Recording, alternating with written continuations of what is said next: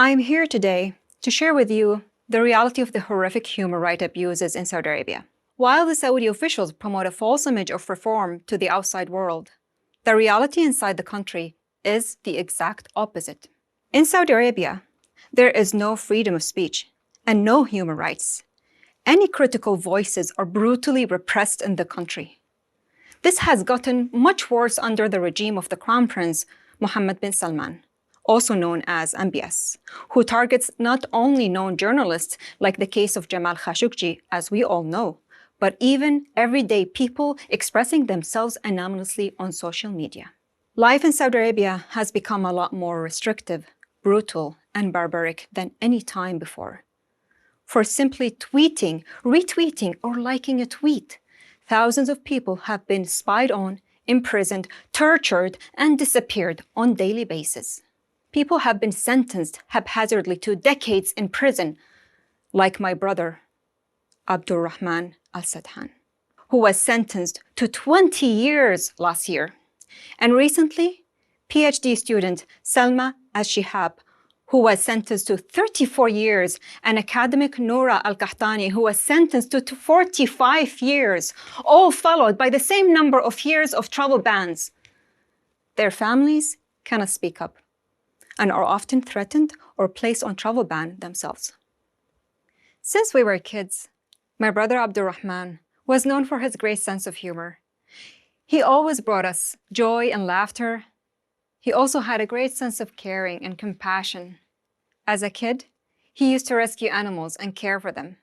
He looked after us and put everyone else before himself. It was his caring nature that led him to refuse to stay silent towards the injustice and led him to become a humanitarian aid worker for the Red Cross. It pained Abdulrahman to witness the oppression, injustice, and inequality that was present in Saudi Arabia. And like many young Saudis, he expressed himself using an anonymous Twitter account and used political satire and humor as it came naturally to him to criticize the repression. In 2018, our lives completely changed. My brother, Abdulrahman, was swept away during a mass crackdown on human rights activists and online critics of the Saudi government.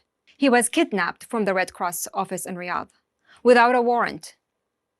We later found out that the Saudi government spied on my brother among 6,000 other Twitter accounts that were leaked by Twitter employees that the Saudi government had bribed. In 2021, after 3 years of disappearance, my brother was brought to a secret sham trial that lacked all fair due processes. He was denied meeting or speaking with his legal representatives, his lawyer, or his father, to prepare for his hearings, and was sentenced to 20 years imprisonment and 20 years travel ban over satirical tweets critical of the government's repression. During Abdulrahman's disappearance, he was held in solitary confinement for years and subjected to brutal torture, including electric shocks, beating, sleep deprivation, extracting his toenails, and breaking his hand and fingers. As a result, my brother ended up in the intensive care unit for days, fighting for his life. And these are just some of the abuses that we know about. His last hearing was on October 5th of last year. Although signs of abuse and torture were visible, they were ignored by the Saudi court. He has been denied any calls and visits since then, and has now suffered another year of enforced disappearance. Since MBS came to power, there is no respect for the rule of law. The courts receive orders directly from him and are used to silence peaceful activists, journalists, and critics. In fact, the Saudi justice system today protects the abusers, not the victims. The courts invent charges as they go, while actual criminals are freed and protected by the same system. As we see today, there is still no justice for Jamal Khashoggi, or for the victims of torture and disappearance, such as my brother and the hundreds other activists suffering today.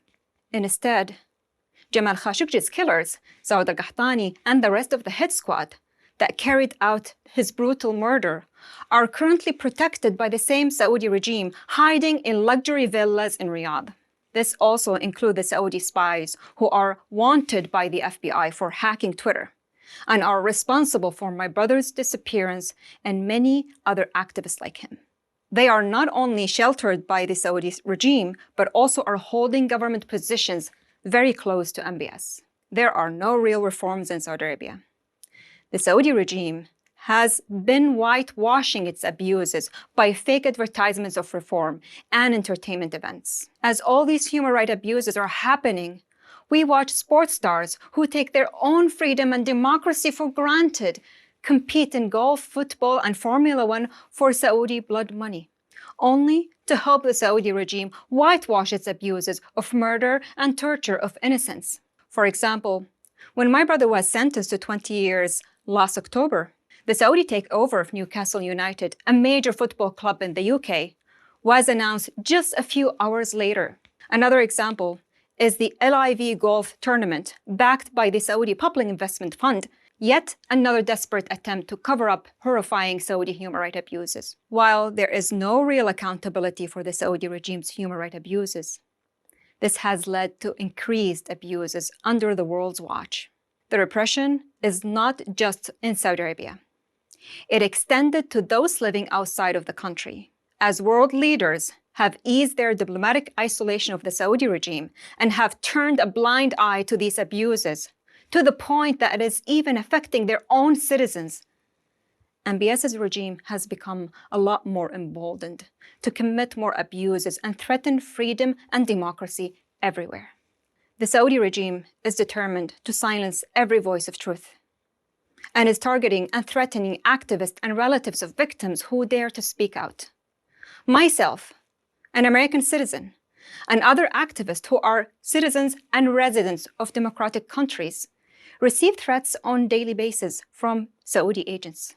But while the risks are high, we cannot afford to be silenced.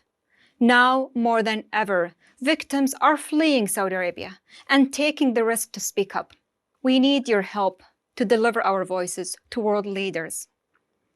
Join me and other activists in condemning Saudi Arabia's human rights abuses. Post and tweet about my brother Abdulrahman and other victims of disappearance in Saudi Arabia using hashtag #FreeSadhan, hashtag say their names, and hashtag #FreeSaudiActivist whenever you see Saudi Arabia mentioned anywhere, and whenever you see an ad about Saudi reforms, and to every Saudi whitewashing attempt. Find more ways to help by going to freesadhan.org.